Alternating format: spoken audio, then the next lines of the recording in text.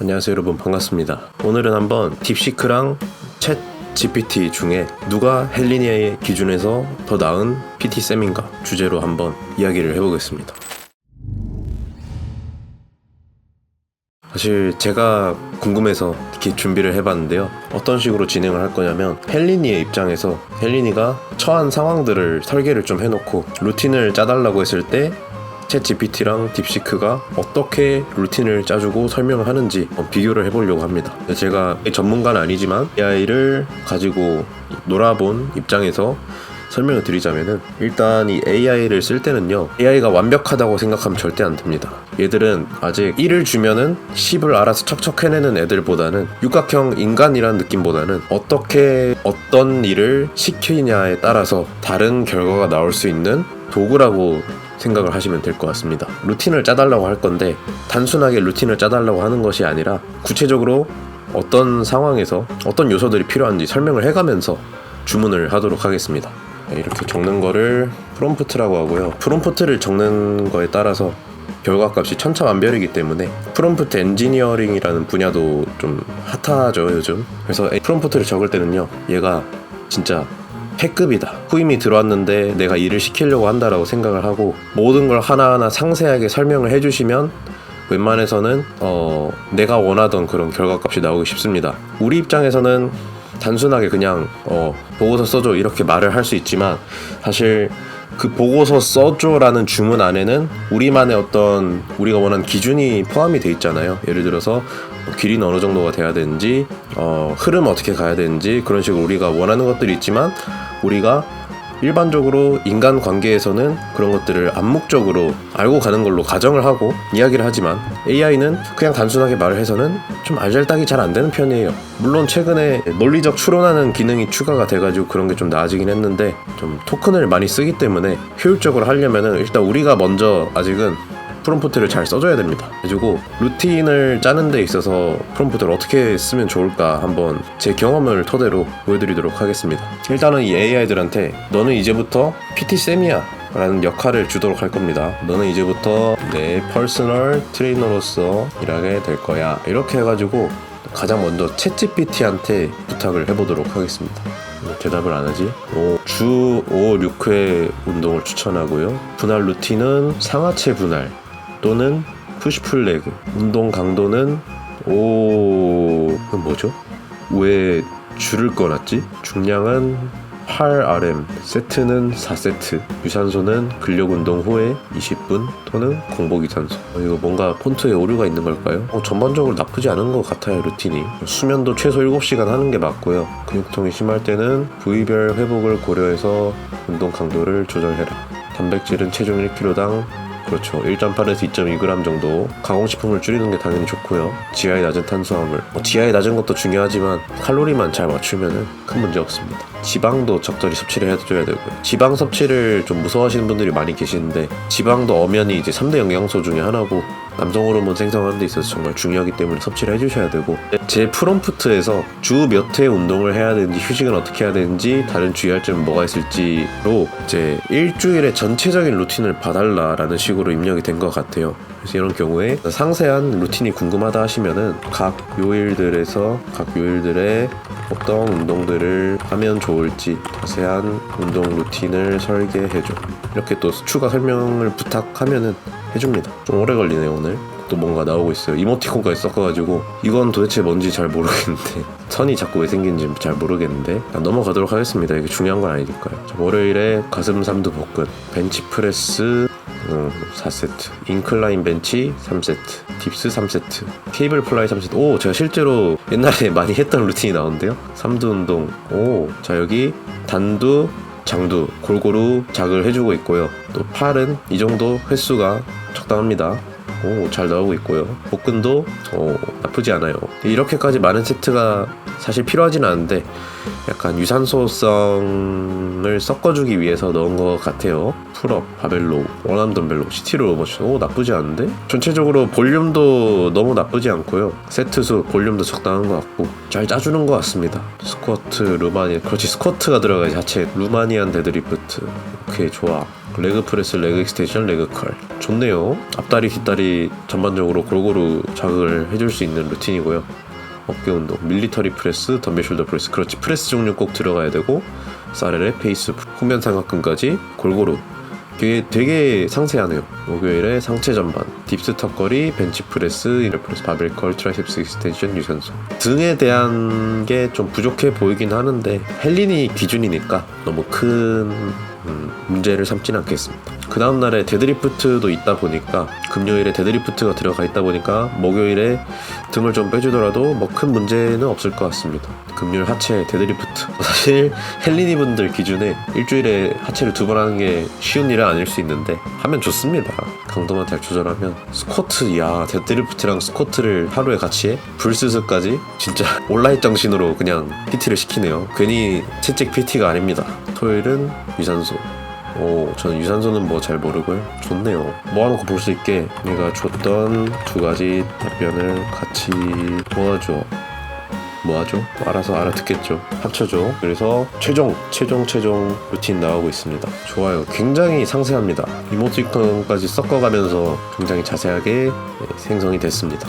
솔직히 이거는 실제로 하셔도 나쁘지 않을 것 같은 루틴이에요. 이 루틴을 똑같이 가져가면서 목표가 체중 감량이시면은 식단을 조절하고 식단 칼로리를 줄이고, 벌크업이시면은 칼로리를 늘리고, 그런 방향으로 하시면은 헬리 분들이 하시기에 정말 나쁘지 않은 루틴인 것 같습니다. 밑에 주의사항으로 꾸준함이 핵심이고 부상을 예방해야 되고 피로가 누적된 루틴을 조절해야 된다, 이런 것까지 정말 잘 설명을 해줬습니다. 이번에는 똑같은 프롬프트로 한번 딥시크한테 물어보겠습니다. 지금 저희 학교에서 딥시크가 막힌 것 같거든요.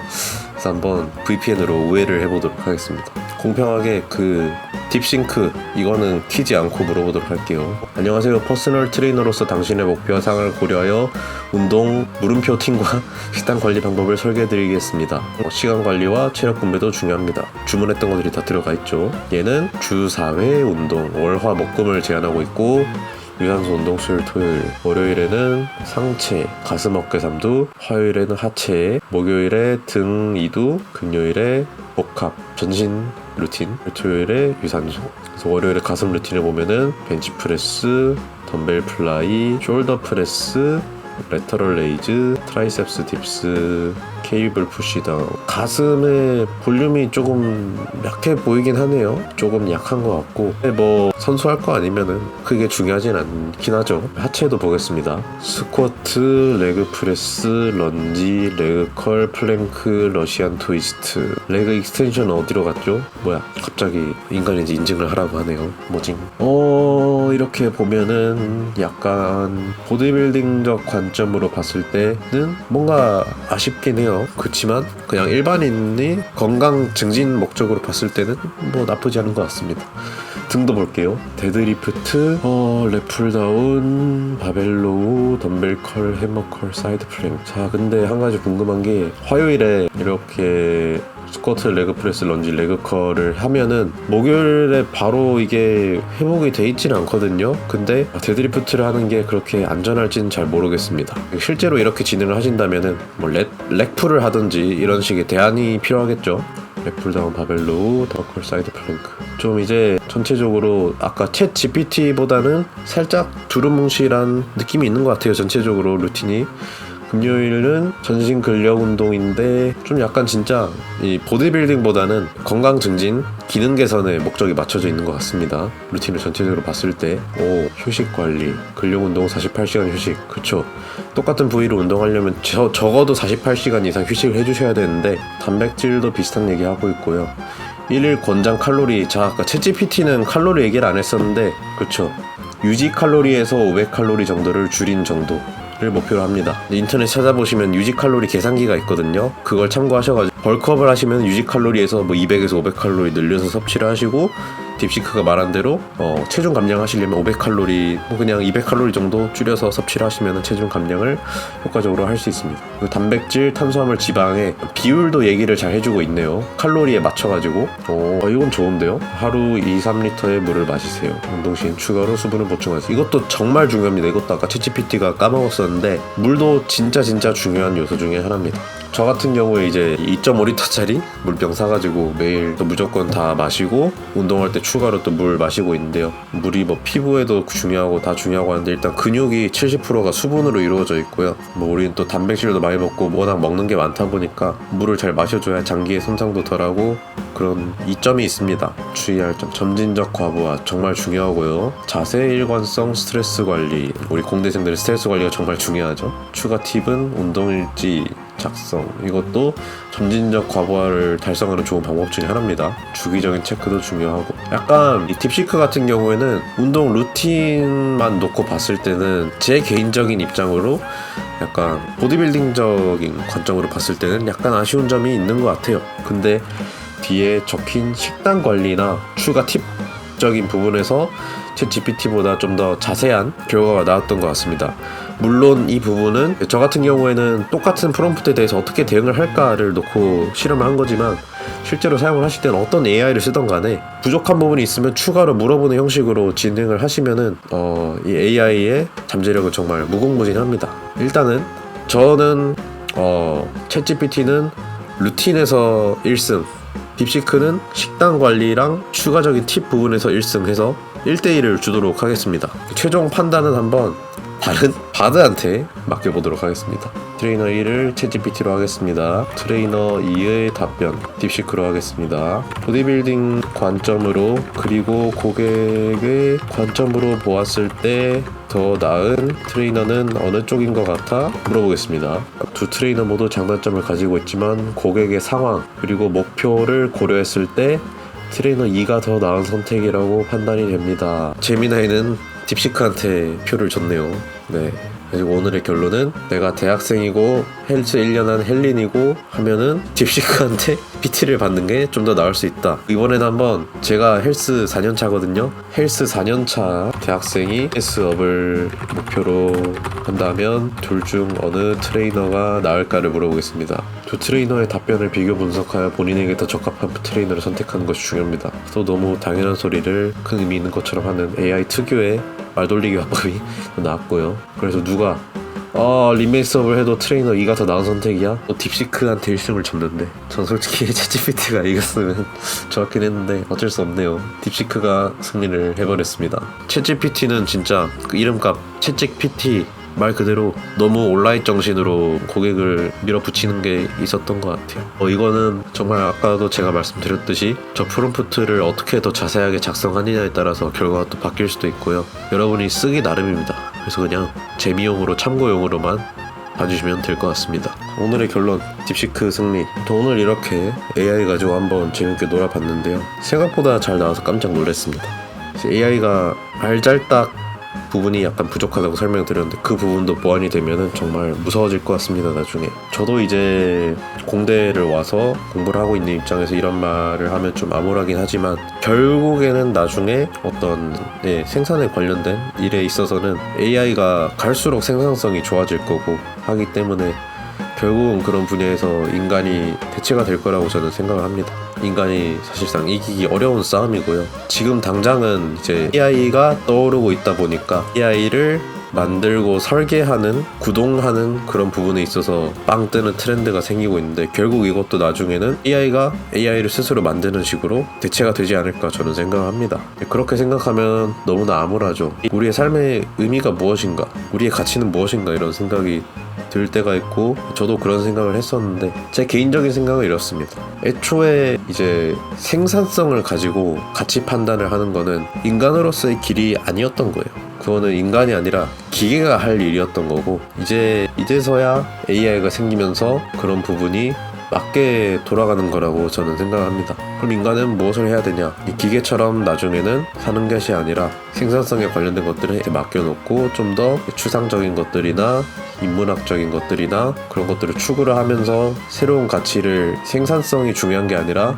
스스로의 가치 탐구가 중요한 그런 것들에 있어서 공부를 해나가고 성취를 하는 것이 좀 더 바람직하지 않나. 그게 인간으로서 행복하게 삶의 의미를 찾아갈 수 있는 길이 아닐까 생각을 합니다. 그런 부분에 있어서 저는 또 보디빌딩을, 헬스를 정말 사랑합니다. 코딩을 하거나 생산을 하거나 조립하거나 이런 것들은 전부 다 AI로 대체가 될 수 있더라도 내가 내 몸을 만들어가고 내가 거기에 대해서 성취를 느끼고 가치를 느끼고 하는 것은 AI가 절대 대체를 해줄 수 있는 부분은 아니란 말이죠. 그래가지고 정말 소중하게 소중한 기회라고 생각을 하고 있습니다. 그래서 여러분들도 꼭 보디빌딩 저처럼 헬스가 아니더라도 뭔가 꼭 자본주의 사회에서 돈을 벌어서 좋은 직장을 가지고 생산적인 일을 하고 이런 것보다도 나의 인간으로서의 가치를 삶의 의미를 찾아가는 탐구를 한번 해보시면은 정말 좋을 것 같습니다.